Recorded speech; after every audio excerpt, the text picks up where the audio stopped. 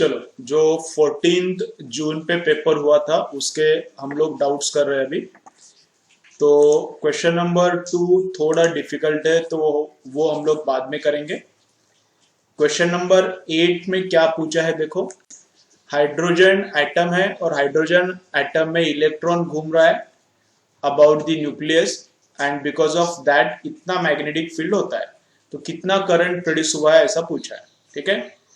तो अगर electron circular fashion में घूम रहा है तो करंट क्या पकड़ने का, करंट लूप में है, करंट सर्कुलर लूप में है, करंट ऐसा सर्कुलर लूप में ऐसा पकड़ने का। तो सर्कुलर लूप के लिए मैग्नेटिक फील्ड का फॉर्मूला क्या है, mu not I upon 2r। तो b का वैल्यू दिया है, म्यू नॉट का वैल्यू 4/10⁻⁷। करंट हमको निकालना है 2 into r। जिस रेडियस में इलेक्ट्रॉन गोल गोल घूम रहा है उस इलेक्ट्रॉन का रेडियस भी दिया है। तो ये सॉल्व करके करंट फाइंड आउट कर सकते हैं, ठीक है। क्वेश्चन नंबर 9 में क्या बोला है, inside the toroid relative permeability कितना है वो फाइंड आउट करना है। तो टोराइड के अंदर मैग्नेटिक फील्ड का फॉर्मूला क्या रहता है, mu naught into mu into n i, n number of turns per unit length. तो म्यू का फॉर्मूला क्या रहता है, mu naught into mu r. तो म्यू नॉट कितना है 4π×10⁻⁷। म्यू आर मैंने इधर लिखा है। एंड नंबर ऑफ टर्न्स कितना, total number of turns divided by circumference. तो सर्कमफरेंस कैसे निकालने का, 2πr। तो अब रेडियस क्या लेने का, अंदर का रेडियस 11 है, बाहर का रेडियस 12 है, तो एवरेज रेडियस लेने का। तो एवरेज रेडियस लेने का। टोराइड मतलब क्या रहता है, टोराइड मतलब ऐसा सर्कल रहता है ना, टोराइड मतलब ऐसा सर्कल रहता है, ऐसा गोल गोल गोल गोल रहता है, और वैसा ही ऐसा सर्कल रहता है, ठीक है। तो जो अंदर का ये अंदर का सर्कल है, अंदर का सर्कल का रेडियस है 11, और जो बाहर का सर्कल का रेडियस है वो 12 है। तो ये वाला ऐसा ऐसा टोराइड रहता है। तो रेडियस कहाँ का पकड़ने का, बीच का रेडियस पकड़ने का। ऐसा है तो बीच का रेडियस पकड़ने का। तो रेडियस कितना पकड़ने का, 11.5। तो 2πr। तो total number of turns upon 2πr, ये हो गया number of turns per unit length. Current दिया है 0.7, तो वो सब पुट करके म्यू आर हम लोग निकाल सकते हैं। बी का वैल्यू भी दिया है। उसके बाद 11 में क्या दिया है, करंट चेंज दिया है और एल दिया है। तो करंट चेंज कितना, 1 से 1.5। तो final current minus initial current upon time. तो ये डी आई है ऊपर का, चेंज इन करंट नीचे है डी टी। तो D I by D T into L, ये आता है अपना पोटेंशियल डेवलप्ड, या फिर उसको क्या बोलते हैं हम लोग, ईएमएफ इंड्यूस्ड। तो इतना आता है ईएमएफ इंड्यूस्ड, तो 0.3 वोल्ट का। अभी मैं माइनस साइन आगे नहीं कैरी करता। और V is equal to I R, as per the Ohm क्या रहता है, V is equal to I R. तो ईएमएफ कितना डेवलप हुआ, 0.3 का रेजिस्टेंस से डिवाइड करने के बाद करंट निकलता है। रेजिस्टेंस कितना दिया है उससे डिवाइड किया तो करंट निकलता है 0.1, ठीक है। देन क्वेश्चन नंबर 17 में क्या बोला देखो, angular distance of first dark निकालना है। तो एंगुलर डिस्टेंस का फॉर्मूला क्या है, angular distance of nth dark का फॉर्मूला क्या है, 2n-1/2 into lambda by D. ये एंगुलर डिस्टेंस का फॉर्मूला है। अगर लीनियर डिस्टेंस चाहिए तो इधर कैपिटल डी मल्टीप्लाई करने का। लीनियर डिस्टेंस चाहिए तो यहाँ पे कैपिटल डी मल्टीप्लाई किया तो लीनियर डिस्टेंस आता है। तो कौन सा डार्क चाहिए, नंबर 1 का, ये n है 2n-1। तो n कौन सा n पुट करने का, नंबर 1 डार्क चाहिए। तो यहाँ पे n मैंने 1 पुट किया, लैम्बडा जो है वो पुट करो, डी भी दिया है वो पुट करो। तो वो पुट करने के बाद इतना आंसर आता है। तो आंसर किस में आता है, थीटा है ये थीटा है, मतलब आंसर किस में आता है, रेडियन में आता है, ठीक है। लेकिन रेडियन में तो आंसर नहीं है, तो इसको 180/π से मल्टीप्लाई करके डिग्री में कन्वर्ट करना पड़ेगा, तो आंसर इतना आता है, ठीक है। क्वेश्चन नंबर 19 में क्या बोला है, बोहर्स मॉडल है, और बोहर्स मॉडल में ये L क्वांटाइज्ड रहता है। क्वांटाइज्ड मतलब उसका फिक्स नंबर रहता है। देखो L अभी इलेक्ट्रॉन का ही चार्ज ले लो, इलेक्ट्रॉनिक चार्ज या फिर चार्ज क्या है, क्वांटाइज्ड है। मतलब तुमको चार्ज 1.6 × 10⁻⁻19 मिल सकता है, 3.2 × 10⁻⁻19 मिल सकता है। अगर एक इलेक्ट्रॉन ट्रांसफर किया तो 1.6 × 10⁻⁻19। 2 इलेक्ट्रॉन अगर हम लोगों ने ट्रांसफर किया तो कितना चार्ज मिलता है, मतलब जहां से इलेक्ट्रॉन जाता है वहां पे पॉजिटिव और जहां इलेक्ट्रॉन जाता है वहां पे निगेटिव। तो 2 इलेक्ट्रॉन ट्रांसफर किया तो कितना चार्ज ट्रांसफर होता है, 3.2 × 10⁻⁻19। लेकिन हमको चार्ज ट्रांसफर करना है 3 इंटू 10⁻⁻19, 3 इंटू 10⁻⁻19, तो इतना चार्ज ट्रांसफर हो सकता है क्या? नहीं। एक इलेक्ट्रॉन के पास 1.6 रहता है, दो इलेक्ट्रॉन के पास 3.2 रहता है, लेकिन 3 चार्ज किसके पास, 3 इंटू 10⁻⁻19, 3 चार्ज किसके भी पास नहीं रहता, तो 3 चार्ज का ट्रांसफर नहीं होता। तो चार्ज का ट्रांसफर 1.6 10⁻⁻19 के इंटीग्रल मल्टीपल में ही होता है। वैसे यहां पर बोहर्स मॉडल में एंगुलर मोमेंटम कितना है, NH/2π, तो H/2π का इंटीग्रल मल्टीपल ही रहता है। एंगुलर मोमेंटम H/2π का इंटीग्रल मल्टीपल ही रहता है। इसका 1 टाइम रहता है, इसका 2 टाइम रहता है, इसका 3 टाइम रह सकता है एंगुलर मोमेंटम, लेकिन इसका 1.4 टाइम्स नहीं रह सकता, 1.11 टाइम्स नहीं रह सकता। तो फिक्स्ड क्वांटिटी में ही अवेलेबल रहता है एंगुलर मोमेंटम का, क्वांटिटी फिक्स मल्टीपल में ही अवेलेबल रहता है, कुछ भी नहीं रहता एंगुलर मोमेंटम, कुछ भी नहीं रह सकता। H/2π का इंटीजर मल्टीपल ही रहता है, तो इस चीज को बोलते हैं क्वांटाइज्ड, इस चीज को क्या बोलते हैं, क्वांटाइज्ड। ठीक है, ओके। देन तो क्वेश्चन नंबर 20 में देखो क्या बोला है, वहां पे डीके रेट फाइंड आउट करना है इनिशियली। तो डीके रेट मतलब dN/dt मतलब -λ/n रहता है, तो इनिशियल करना है तो -λ/n0। तो लैम्डा का वैल्यू कैसे फाइंड आउट करने का, ऐसा ये फॉर्मूला 0.693/78, ये आवर्स में पुट किया है नीचे। तो लैम्डा कितना 0.693/78, इसको अभी सेकेंड्स में कन्वर्ट करने के लिए 3600 से मल्टीप्लाई करना पड़ेगा, इनटू n0, कितना नंबर ऑफ एटम्स इनिशियली है, कितना नंबर ऑफ न्यूक्लिया है इनिशियली, तो कितना न्यूक्लिया है उसको कैसे फाइंड आउट करने का, तो ये उस मटेरियल का ग्राम्स में वेट दिया है, तो ग्राम्स में weight divided by molecular weight, ये हो जाएगा नंबर ऑफ मोल्स, और number of moles into Avogadro number, ये हो जाएगा टोटल नंबर ऑफ न्यूक्लिया, तो ये हो जाएगा n0 का नंबर। ठीक है, तो उसका जो मॉलिक्यूलर वेट है 67 दिया है, पुट किया, एवोगाड्रो नंबर यहाँ पर पुट किया, तो आंसर आता है। Then question number 27, question number 27 देखो जरा, बार बार गलती हो रहा है तुम लोगों का। वर्क हमेशा क्या रहता है, final total energy minus initial total energy. एक ऑब्जेक्ट है, अर्थ पे था, अभी वो इनफाइनाइट डिस्टेंस पे गया है, तो इनफाइनाइट डिस्टेंस पे उसको कुछ काइनेटिक एनर्जी है ऐसा बोला है क्या, कुछ भी नहीं। तो इनफाइनाइट डिस्टेंस पे उसको काइनेटिक तो है नहीं, और इनफाइनाइट डिस्टेंस पे पोटेंशियल भी नहीं रहता, तो टोटल एनर्जी फाइनल डिस्टेंस पे, इनफाइनाइट डिस्टेंस पे कितना है, 0 है, माइनस इनिशियल मतलब अर्थ के सरफेस पे, अर्थ के सरफेस पे उसको काइनेटिक था नहीं, वो 0, और पोटेंशियल का जो फॉर्मूला है वो मैंने पुट किया, तो माइनस माइनस बनता है प्लस, तो ये है अपना वर्क डन। तो वर्क डन का ये फॉर्मूला याद रखो, total energy final minus total energy initial. अभी m मास 1 है तो पुट किया, तो Gm/r ये आंसर आता है, लेकिन ऑप्शन में नहीं है, तो ऊपर कैपिटल R और नीचे कैपिटल R से मल्टीप्लाई किया, तो ये होता है Gm/r², तो Gm/r² आता है स्मॉल g, और यहाँ का R एज इट इज आता है। ठीक है, तो इसका ऑप्शन सी आता है, करेक्शन है ये। क्वेश्चन नंबर 30 में क्या बोला है देखो, यहां से इक्विलिब्रियम पोजीशन से एक्सट्रीमिटी तक जाने के लिए ऑब्जेक्ट को कितना टाइम लगता है, तो यहां से इधर जाने के लिए मतलब T/4 टाइम लगेगा, T/4 निकालना है। तो ये अपना इक्वेशन है, तो ओमेगा टी के बाजू में रहता है, तो ये ओमेगा है 0.5π, और ओमेगा क्या रहता है 2π/t, इसको सॉल्व करने के बाद t आता है, T/4 मतलब 1 सेकेंड आंसर है, ये भी करेक्शन है, ऑप्शन सी करेक्ट है। क्वेश्चन नंबर 32 ये थोड़ा अलग है, डिफिकल्ट है, ये मैं बाद में बोलता हूं तुमको। ठीक है, क्वेश्चन नंबर 32 बाद में करेंगे। उसके बाद क्वेश्चन नंबर 33 में इंटेंसिटी रिजल्टेंट निकालना है, तो रिजल्टेंट इंटेंसिटी का फॉर्मूला ये रहता है, फर्स्ट इंटेंसिटी पुट किया, सेकेंड इंटेंसिटी जो दिया है पुट किया, इधर भी I1 I2 पुट किया, और फेज डिफरेंस π/2 दिया है, cos ऑफ π/2 0 आता है, तो आंसर इतना आता है। वेरी सिंपल था, क्यों गलती करते हो ऐसा। ठीक है, फॉर्मूला बेस्ड है। क्वेश्चन नंबर 35 में क्या हुआ, सडन चेंज होता है, जब भी सडन चेंज होता है तब क्या होता है, प्रोसेस एडियाबेटिक होता है। तो सडनली ये पिस्टन नीचे आया, तो इसमें अगर हीट बड़ा होगा, कुछ भी होगा, अगर इसको हीट बाहर फेंकना है या फिर इसको हीट चाहिए, तो उसके लिए उसको टाइम ही नहीं मिला। हीट अगर बाहर फेंकना है तो उसके लिए भी टाइम नहीं मिला, अगर उसको हीट चाहिए तो लेने के लिए भी टाइम नहीं मिला, तो एडियाबेटिक प्रोसेस सडन रहता है। सडन है मतलब एडियाबेटिक है, तो ये देखो अभी एडियाबेटिक के लिए ऐसा रहता है।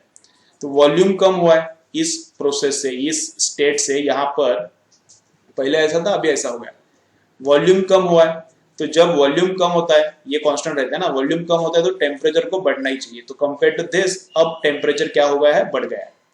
तो अब यहाँ पे टेम्परेचर बढ़ गया है, तो यहाँ से टेम्परेचर बढ़ गया है, तो अंदर का हीट अभी बाहर निकलना चालू हो जाएगा। बाहर का टेम्परेचर और बाहर का टेम्परेचर और अंदर का टेम्परेचर सेम रहेगा, इक्विलिब्रियम में बोला है ना। तो इधर अभी क्या हो गया, अंदर का टेम्परेचर बढ़ गया, तो अंदर से बाहर हीट जाना चालू हो जाएगा। तो वॉल्यूम डिक्रीज होने के बाद टेम्परेचर को तो बढ़ना ही पड़ेगा। अभी टेम्परेचर अंदर का बढ़ गया, तो टेम्परेचर कम होता, पीवी इक्वल एनआरटी लगेगा ना इसको, तो एज टेम्परेचर डिक्रीज होगा, इसका जो अंदर हीट है वो बाहर जाना चालू होगा, क्योंकि इसका टेम्परेचर ज्यादा है, बाहर का टेम्परेचर कम है, बढ़ गया ना इधर का टेम्परेचर। तो एज अंदर का हीट बाहर जाता है, अंदर का टेम्परेचर कम होता है, जैसे टेम्परेचर कम होता है प्रेशर कम होगा, क्योंकि वॉल्यूम फिक्स किया है, वॉल्यूम फिक्स है, नंबर ऑफ मोल्स फिक्स है, आर फिक्स है, तो टेम्परेचर कम होगा तो धीरे धीरे प्रेशर भी कम होगा। तो क्या आएगा, ऑप्शन ए आएगा। ठीक है, क्वेश्चन नंबर 36 में ये फॉर्मूला आता है, तो फॉर्मूला में जो है वो मैंने पुट किया है, सब तो सिंपल है। लॉग ऑफ 10/100, 10/100 आता है 0.1, और 0.1 का लॉग कितना आता है, -1 आता है। 0.1 का ये लॉग टू द बेस 10 है ना, क्योंकि यहाँ पे 2.303 है, तो लॉग टू द बेस 10 है यहाँ पे। तो 0.1 का लॉग आता है -1, तुमको पता नहीं तो याद रखो, 0.1 का लॉग आता है -1। 0.01 का लॉग कितना आता है, 0.01 का लॉग आता है -2। 0.001 का कितना आता है, -3। 0.0001 का कितना आता है, -4 आता है। ठीक है, याद रखो 0.1 का लॉग कितना, -1, तो -1 पुट करके आंसर निकालो, आंसर आता है। करेक्शन है वैसे। 39 में क्या पूछा है, देखो ऐसा एक फोर्स है, तो पहले तो इस फोर्स का मॉड निकाला तो 2 न्यूटन, इतना आता है। मॉड कैसे निकालने का, √(a² + b², j component square plus k का कंपोनेंट का स्क्वायर, तो वो आता है 4 का रूट 2 न्यूटन। अभी इस फोर्स ने x के साथ कितना एंगल किया, y के साथ और z के साथ कितना एंगल किया, उसको मैंने बोला है θx, θy एंड θz। तो cos ऑफ θx मतलब angle made by force with the x axis, वो कैसे निकालने का, I component upon mod of vector, क्या करने का, I कंपोनेंट जो भी है divided by √(i², I component square plus j component square plus k component square. तो x कितना है, देखो इसका x कितना है, यहाँ पे देखो I का कंपोनेंट कितना है 1, तो x कंपोनेंट है 1, तो यहाँ पे मैंने पुट किया 1, और नीचे क्या है, x कंपोनेंट 1 उसका स्क्वायर प्लस j कंपोनेंट कितना है 1 उसका स्क्वायर प्लस k कंपोनेंट कितना है यहाँ पे √2, तो उसका स्क्वायर। तो वो मतलब मॉड ऑफ f रहता है, तो मॉड ऑफ f कितना है 2, तो 1/2 आता है cos ऑफ θx, ये फॉर्मूला रहता है। तो θx कितना आता है, cos इनवर्स ऑफ 1/2, तो cos इनवर्स ऑफ 1/2 मतलब 60 डिग्री। तो f ने x के साथ कितना एंगल किया है 60, तुम लोगों को y के साथ एंगल निकालना है तो वो भी तुम लोग कर सकते हो, कैसा निकालने का, cos ऑफ θy, क्या फॉर्मूला आएगा, cos of θy is equal to y upon यही same √(x² + y² + z², x y z क्या है, i j k कंपोनेंट से, ये i कंपोनेंट, ये j कंपोनेंट, ये k, तो यहाँ पे क्या आएगा y अपॉन सेम। तो वो कैलकुलेट करके देखो वो कितना आता है, वो वापस से 1/2 ही आता है, तो θy 60 डिग्री आता है, और θz भी निकाल के देखो, θz का फॉर्मूला क्या आएगा, cos of θz is equal to z upon same root of यही, तो वो भी निकाल के देखो θz कितना आता है 45 आता है, तो उसके हिसाब से ऑप्शन देखो कौन सा करेक्ट है। क्वेश्चन नंबर 41 में क्या बोलता है, बॉल को ऊपर फेंका तो मैक्सिमम हाइट कितना रीच करता है h, तो कितना वेलोसिटी से पकड़ा फेंका है वो पता नहीं, तो वो मैंने एज्यूम किया है u।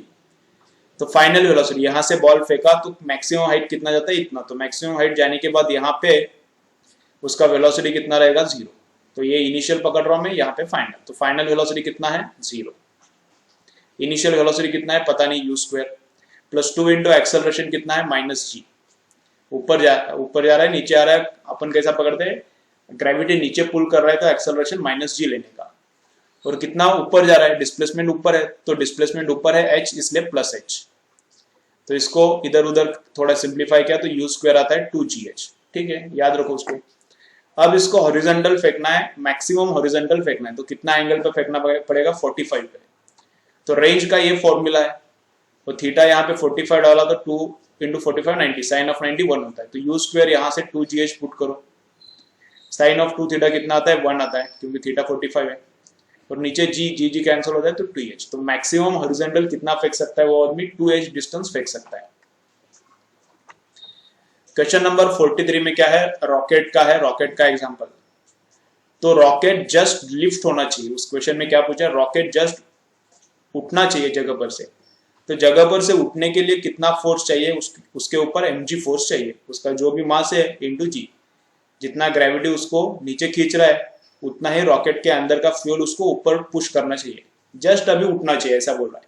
तो mg जितना रॉकेट पे फोर्स चाहिए, mg ग्रेविटी नीचे खींचेगा, अंदर का फ्यूल उसको ऊपर पुश करना चाहिए। तो जो अंदर का फ्यूल का फोर्स रहता है वो कितना रहता है, उसका फॉर्मूला ये रहता है, एग्जॉस्ट का वेलोसिटी, जो भी गैस नीचे से निकलता है उसका वेलोसिटी इंटू dm/dt। dm/dt मतलब फ्यूल का बर्न होने का रेट, dm/dt मतलब उसके अंदर जो फ्यूल है उसका बर्न होने का रेट। यहाँ पे माइनस क्यों लिया, क्योंकि अंदर का मास धीरे धीरे कम हो रहा है, मतलब dm/dt निगेटिव रहता है, अंदर का मास कम हो रहा है तो dm/dt निगेटिव रहता है, इसलिए यहाँ पे माइनस होता है। तो फोर्स कितना चाहिए अपन को, उसके वेट जितना, जस्ट लिफ्ट होना है तो उसके वेट जितना, तो m यहाँ पे लिया कितना है उतना फ्यूल का प्लस उसका बाकी फ्यूल छोड़ के बाकी कितना मास है 50 है, तो total mass 500, g as it is equal to gas का वेलोसिटी 2000 है और dm/dt, साइन मैंने कंसीडर नहीं किया यहाँ पे माइनस वाला, तो इसको सॉल्व किया तो dm/dt इतना होता है, तो इतना फ्यूल बर्न होना चाहिए पर सेकेंड।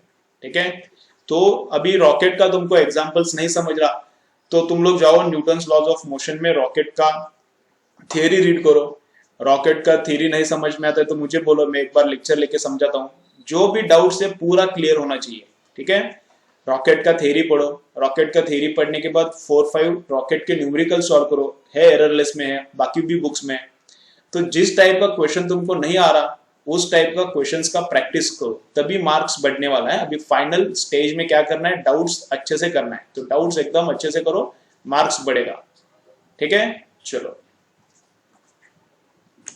उसके बाद 43 में भी करेक्शन है, आंसर क्या है, ऑप्शन सी करेक्ट आना चाहिए। यहां से 2mg से उसको खींचा है, मतलब टेंशन भी उतना ही रहेगा, तो इस पे टेंशन ऊपर रहेगा, mg फोर्स नीचे रहेगा, तो इसके लिए इक्वेशन क्या लिखेंगे हम लोग, T माइनस mg, ऊपर का बड़ा फोर्स है तो T माइनस नीचे का mg is equal to ma। तो टेंशन कितना है, जितने फोर्स से हम लोग खींच रहे हैं उतना ही टेंशन है, तो टेंशन है 2mg माइनस mg आता है इज इक्वल टू ये ma, mm कैंसिल, तो एक्सेलरेशन कितना है g है, आंसर 2g दिया है लेकिन आंसर करेक्ट क्या है g। क्वेश्चन नंबर 44 में क्या दिया है, यहां से 1 किलोग्राम का मास रिलीज किया 200 मीटर के बाद उसका वेलोसिटी होता है 50, तो उसने एयर के अगेंस्ट, हवा के अगेंस्ट कितना वर्क किया, तो जितना एनर्जी लॉस करता है उतना हवा को दे दिया, इधर से इधर आते वक्त जितना एनर्जी उसने लॉस किया उतना उसने एयर को दे दिया। तो जब इधर से इधर आएगा तो इधर का वेलोसिटी कितना 50 दिया है, लेकिन आइडियली अगर एयर में उसका लॉस नहीं होता था तो आइडियली इधर का वेलोसिटी कितना रहना चाहिए था, वो फॉर्मूला इस फॉर्मूले से मैं निकालूंगा। यहाँ का final velocity is equal to यहाँ का इनिशियल वेलोसिटी, वो 0 है, प्लस 2 इंटू एक्सेलरेशन कितना है 10 लिया है मैंने, तो ये डाउनवर्ड है एक्सेलरेशन तो -10 ले लो, और ये डिस्प्लेसमेंट 200 कैसा हुआ है, डाउनवर्ड ही हुआ है, तो डिस्प्लेसमेंट भी डाउनवर्ड हुआ है 200, तो -200 यहाँ पे, और एक्सेलरेशन भी डाउनवर्ड है तो -10 यहाँ पे, तो माइनस माइनस प्लस ही होता है, इसलिए मैंने प्लस लिया है।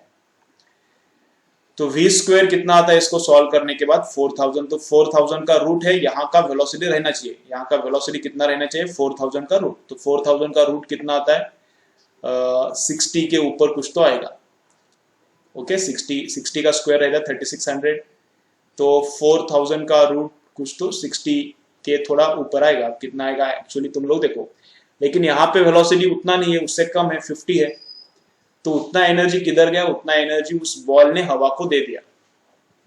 इधर बॉल का वेलोसिटी इतना चाहिए था लेकिन इतना नहीं है, कितना है अब 50 है, तो गया किधर एनर्जी, उसका एनर्जी हवा में चला गया, मतलब उसने एयर के अगेंस्ट वर्क किया। तो वर्क मतलब क्या रहता है, वर्क मतलब एनर्जी लॉस्ट, वर्क मतलब सिंपल रहता है एनर्जी लॉस्ट। तो इतना आइडियली उसका एनर्जी चाहिए था, लेकिन अब उसका एनर्जी इतना है, इतना चाहिए था लेकिन अब उसका एनर्जी इतना है, तो गया किधर, वो वर्क में कन्वर्ट हो गया, हवा को दे दिया। तो आइडियली हाफ एम मैंने बाहर निकाला है, हाफ और यहाँ पे एम, तो आइडियल वेलोसिटी का स्क्वायर, आइडियली इतना चाहिए था 4000, तो यहाँ पे आ गया 4000 माइनस एक्चुअल में कितना है वेलोसिटी 50 है, तो 50 का स्क्वायर आता है 2500। तो इनका सब्ट्रैक्शन किया तो 650 जूल आता है। तो मतलब एक्चुअली आइडियली इतना काइनेटिक एनर्जी चाहिए था, बॉल यहाँ से जब यहाँ आता है तो आइडियली उसका काइनेटिक एनर्जी कितना चाहिए था, इतना। लेकिन जब यहाँ से यहाँ आता है तो उसका एक्चुअल काइनेटिक एनर्जी इतना है, तो रिमेनिंग एनर्जी गया किधर, हवा में गया। ओके, हवा के अगेंस्ट उसने वर्क किया तो उसका कम हो गया, हवा को एनर्जी मिल गया। ठीक है, चलो फाइनल क्या बोला है, फाइनल ये 45 क्वेश्चन नंबर, उसमें क्या है, अपेरेंट वेट निकालना है। ऑब्जेक्ट हमने लिक्विड के अंदर डाला है, लिक्विड के अंदर डालने के बाद उसका अपेरेंट वेट, तो अपेरेंट वेट रहता है actual wait minus weight loss, actual wait minus upthrust of liquid, liquid जितना ऊपर पुश करता है वो वाला ये फोर्स है।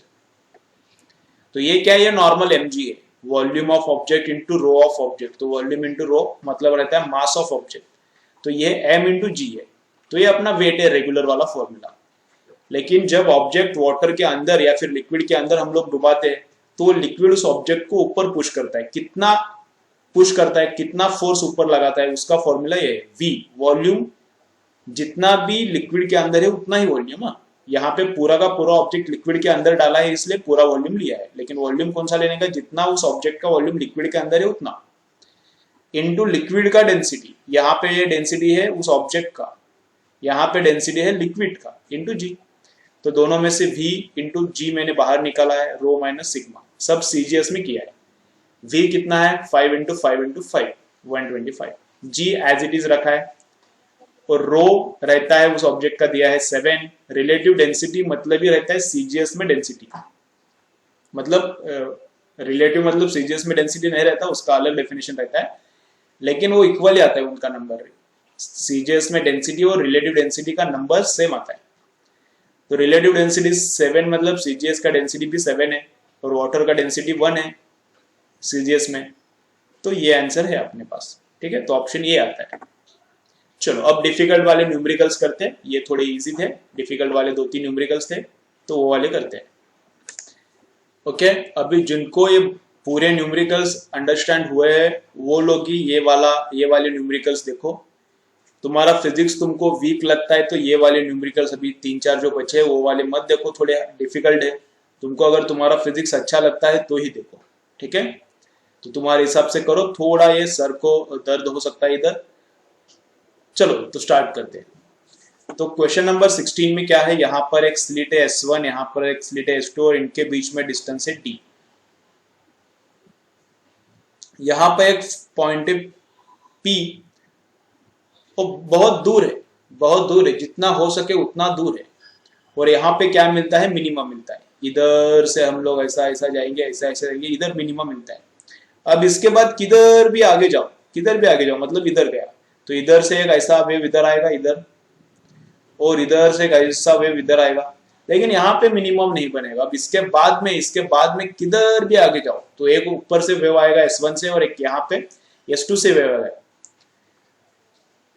वो मिनिमा नहीं प्रोड्यूस करेगा। इस पॉइंट के आगे मिनिमा प्रोड्यूस नहीं होने वाला, तो फाइनल मिनिमा यहाँ पे प्रोड्यूस होने वाला है।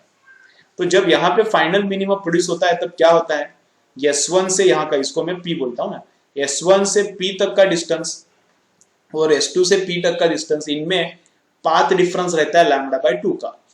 तो जब पाथ डिफरेंस λ/2 का रहता है तब होता है मिनिमा यहाँ पे। अब इसके आगे जाएंगे तो पाथ डिफरेंस जैसे जैसे आगे जाएंगे तो ऊपर S1 से आने वाला रे और S2 से आने वाला रे, जैसे जैसे हम लोग आगे जाएंगे वैसे वैसे उन दोनों रेज में जो पाथ डिफरेंस है वो कम कम कम होते जाएगा। और जब हम लोग इन्फिनिटी में जाएंगे या यहाँ पे बहुत दूर जाएंगे तो ऊपर से आने वाला रे और नीचे से आने वाला रे, उनके बीच में लेंथ का डिफरेंस ऑलमोस्ट 0 रहेगा। तो यहां से हम लोग इनफाइनाइट डिस्टेंस पे जाएंगे तो वहां पे पाथ डिफरेंस 0 है, तो वहां पे मैक्सिमा बनेगा, ठीक है। तो यहाँ पर पाथ डिफरेंस कितना है λ/2, इसके आगे पाथ डिफरेंस कम कम होते जाता है, λ/2 से कम कम होते जाता है। फाइनली इनफाइनाइट डिस्टेंस में वो पाथ डिफरेंस होता है 0। तो यहाँ पर ही मिनिमा बनता है, इसके आगे मिनिमा नहीं बनता। अभी समझता है कि देखो वो डिफिकल्ट है, थोड़ा सोचना पड़ता है इस पे। तो यहाँ पे पाथ डिफरेंस कितना है, ऊपर से आने वाला और नीचे से आने वाली वेव, इनके बीच में डिफरेंस कितना है, λ/2 का। तो λ/2 है पाथ डिफरेंस। तो λ/2 इज इक्वल टू, ये डिस्टेंस मैंने x एज्यूम किया है, ये छोटा d है, तो ये वाला पाइथागोरस से इतना आता है। तो पाथ डिफरेंस कैसा, नीचे का लेंथ माइनस ऊपर का, नीचे का लेंथ माइनस ऊपर का लेंथ, पाथ डिफरेंस रहता है। तो ये जो है, इसमें से मैंने x बाहर निकाला है, x बाहर, और इसको रूट को मैंने 1/2 लिखा है। तो x बाहर निकालने के बाद अंदर इधर 1 रहता है, और इसको x² बाहर निकला, रूट से x² बाहर निकलता है, तब क्या होता है, x ही बाहर निकलता है। तो यहाँ d² आता है, उसका रूट मतलब रेज़ टू 1/2, और यहाँ पे x। तो इसको अप्रोक्सीमेटली हम लोग कैसा लिख सकते हैं, इसको अप्रोक्सीमेटली हम लोग ऐसा लिख सकते हैं, x as it is, 1 as it is, plus ये ऊपर का इंडेक्स इंटू ये ऊपर का इंडेक्स हाफ इंटू d²/x², ये वाला d²/x²। ये अप्रोक्सीमेटली हम लोग ऐसा लिख सकते हैं इसको। अगर ये बहुत छोटा है तो ये बहुत छोटा है ऑलमोस्ट, अगर ये 0 है तो हम लोग ऐसा अप्रोक्सीमेशन कर सकते हैं। अभी ये x अंदर छोड़ दिया तो इधर का x और इधर का x जाता है, इधर का भी x और उधर का भी x जाता है, तो कितना आता है, d²/2x, और इधर λ/2 है। इसको सॉल्व करने के बाद x मिलता है कितना, इतना। लेकिन ये ऑप्शन में नहीं है तो बोनस मिलना चाहिए।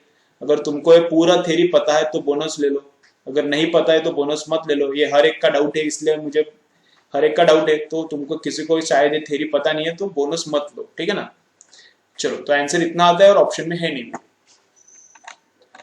उसके बाद बोनस नहीं लेने का, लेकिन तुमको अगर पता था तो ही लेने का बोनस, अदरवाइज नहीं लेने का बोनस। ये क्वेश्चन नंबर 32 देखो क्या है, ये थोड़ा सिंपल है, इतना कुछ 16 जैसा नहीं है, सिंपल है। देखो क्या है, यहाँ पे बबल का वॉल्यूम का फॉर्मूला ये है, ठीक है, ओके। और बबल के अंदर का जो एक्सेस प्रेशर है उसका वॉल्यूम है ये, ठीक है, ओके। तो यहां से जो R निकलता है, R यहां से कितना निकलता है, 4T/P, 4T/P। ये वाला R मैंने इधर पुट किया है, तो V is equal to 4/3 pi into, यहाँ पे R³ था, यहाँ से R निकाला 4T/P, ये यहाँ पे पुट किया। इसके बाद दोनों तरफ डेरिवेटिव लिया है। इसके बाद इसको सिंप्लीफाई करके ऐसा है, ये जो ब्रैकेट के अंदर है पूरा का पूरा कांस्टेंट है, सरफेस टेंशन है ये पाई कांस्टेंट, बाकी सब कांस्टेंट है, पूरा का पूरा कांस्टेंट मैंने C लिखा है। फिर डेरिवेटिव लिया, dV/dP is equal to constant as it is, p⁻³ है ना, ये p⁻³ का डेरिवेटिव ऐसा आता है, ठीक है। तो उसके बाद क्या देखो, -3C यहाँ पे है, इधर dV, इधर का dP उधर सेंड कर दिया, dP है p⁻⁴, नीचे जाके p⁻⁴, तो इधर सिंप्लीफिकेशन किया है बस।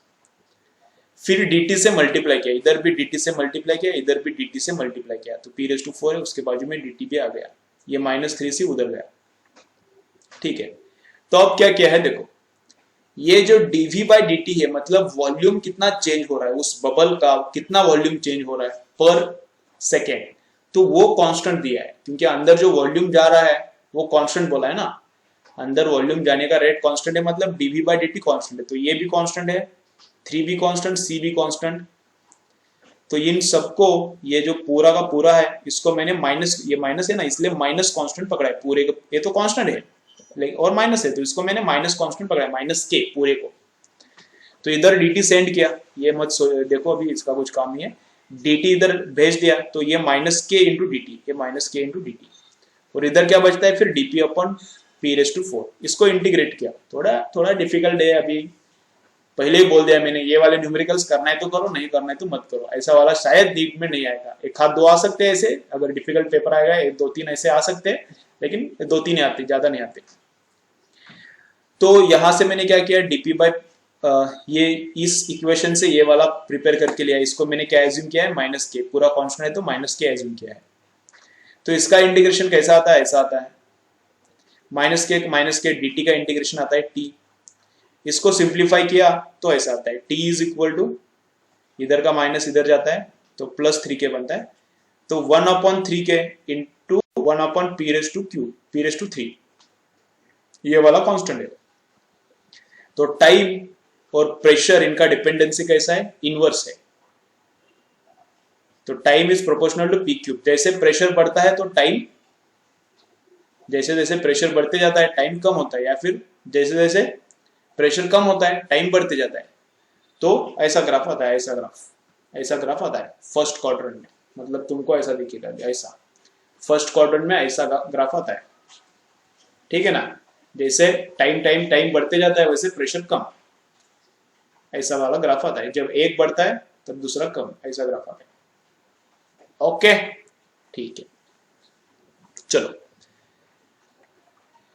जैसे प्रेशर बढ़ते जाता है वैसे टाइम कम कम होते जाता है। तो अभी देखो उधर वो ये हाइपरबोला टाइप ग्राफ दिखता है। कैसा ग्राफ दिखता है? ऐसा वाला हाइपरबोला टाइप ग्राफ दिखता है, ठीक है। चलो चलो उसके बाद ये वाला क्वेश्चन भी लफड़ेबाजी है, तुमको डायरेक्ट याद रखना है तो ऐसा याद रखो, ये पूरा का पूरा स्फीयर सॉलिड है, चार्ज डेंसिटी हर जगह पे सेम है। अंदर का इसमें से छोटा स्फीयर कहां से भी निकालो, इधर से निकालो इधर से निकालो, कहां से भी छोटा अंदर का स्फीयर निकाल के बाहर फेंक देने का। तो इधर यहाँ पे मास नहीं है, यहाँ पे मटेरियल नहीं है, यहाँ पे चार्ज नहीं है, लेकिन बाकी सब जगह पे चार्ज है।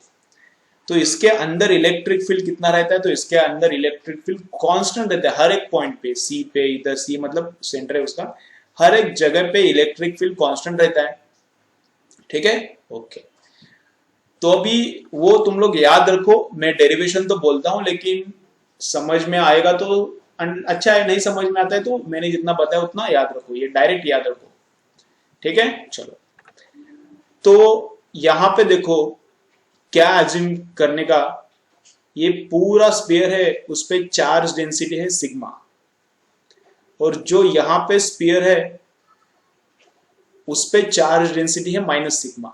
तो ऐसे दो स्फीयर है, एक छोटा वाला स्फीयर है और एक बड़ा वाला। तो ये बड़ा वाला स्फीयर पूरा का पूरा है, इसके अंदर से कुछ भी नहीं निकाला हम लोगों ने, और छोटा वाला है इस पे चार्ज डेंसिटी है माइनस सिग्मा। तो ये छोटा वाला अंदर पुट करने का, ये छोटा वाला यहाँ पे डालने का। तो छोटे वाले पे डेंसिटी है माइनस सिग्मा और बड़े वाले पे कितना है? सिग्मा है। तो यहाँ पे बड़े वाले का सिग्मा और छोटे वाले का माइनस सिग्मा मिलके यहाँ पर डेंसिटी 0 हो जाएगा। समझ रहे हो हम लोग क्या सोच रहे हैं? हम लोग सोच रहे हैं कि एक बड़ा का बड़ा स्फीयर है, चार्ज डेंसिटी सिग्मा है पूरा हर एक जगह पे, और एक छोटा ये वाला स्फीयर बाहर है, ये छोटा वाला स्फीयर बाहर है, उस पे चार्ज डेंसिटी कितना है? Minus sigma. तो ये छोटा वाला जब मैं अंदर डालूंगा तो छोटे वाले का माइनस सिग्मा और बड़े वाले का सिग्मा मिलके यहाँ पे इधर चार्ज कितना हो जाएगा? 0, और बाकी हर एक जगह पे सिग्मा का सिग्मा ही रहेगा। अब ये समझ में आता है कि देखो, ठीक है, नहीं समझ में आता है तो छोड़ो, ये डिफिकल्ट एग्जांपल से। तो ये छोटे वाले स्फीयर पे चार्ज डेंसिटी हम लोग पकड़ रहे हैं माइनस सिग्मा, और ये बड़े वाले पे पूरा यहाँ पर सब जगह पे कितना डेंसिटी है? सिग्मा। लेकिन यहाँ पे बड़े वाले का सिग्मा और छोटे वाले का माइनस सिग्मा बन के 0 ही होता है, जैसा क्वेश्चन में बोला है वैसे होता है।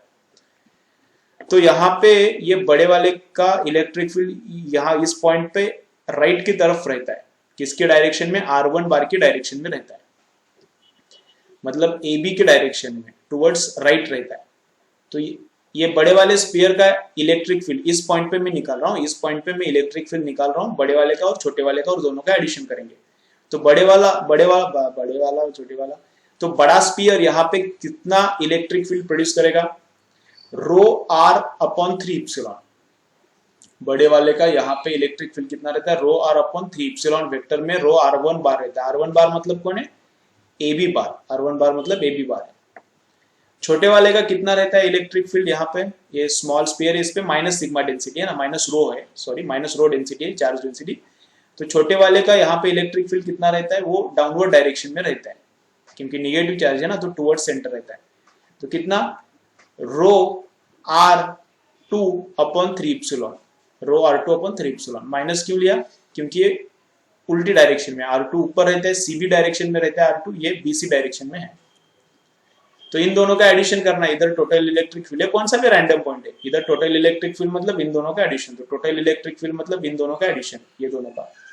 तो दोनों का एडिशन किया तो ρ/3 कॉमन आता है, ρ/3 कॉमन आता है, और R1 बार माइनस R2 बार, R1 बार माइनस R2 बार कितना आता है वो मैंने यहाँ पे किया है। R1 बार मतलब क्या है? AB बार, माइनस R2 बार मतलब क्या है? CB बार। डायग्राम में देखो, तो माइनस CB बार मतलब माइनस CB बार को मैं प्लस BC बार भी लिख सकता हूँ, उल्टा क्या है तो प्लस होता है, साइन चेंज होता है। तो AB plus BC is equal to क्या रहता है? AC बार। तो यहाँ पे आता है AC बार। तो कौन सा भी पॉइंट रहने तो यहाँ पे फिक्स AC बार आता है, कौन सा भी पॉइंट रहने दो, यही फॉर्मूला था। इसमें वेरिएबल क्या है, कौन सा भी अंदर का पॉइंट लो यही आता है।